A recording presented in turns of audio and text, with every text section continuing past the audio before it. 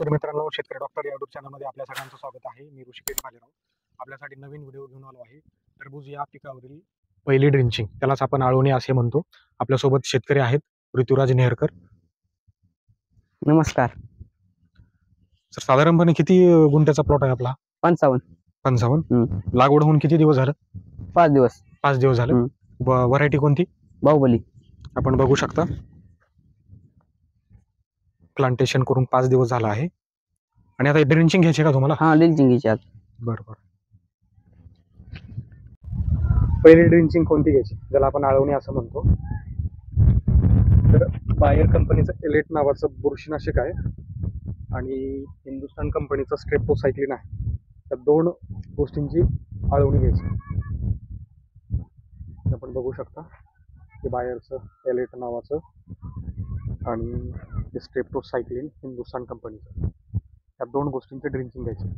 AILET नावाचं जे बुरशीनाशक आहे बायर कंपनीचं, याची आपल्याला पहिली ड्रिंचिंग घ्यायची. तर या ड्रिंचिंगमध्ये आपल्याला होणारे फायदे, तर या बुरशीनाशकामुळं आपल्याला जी पिकावरील होणारी मूळकूज आहे,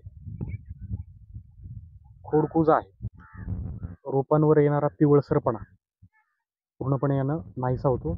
आणि हे जे स्ट्रेप्टोसायक्लिन आहे हे अँटीबायोटिक म्हणून काम करतं. हे बॅक्टेरियल साईड आहे, बॅक्टेरियोसाईड असं म्हणतो याला.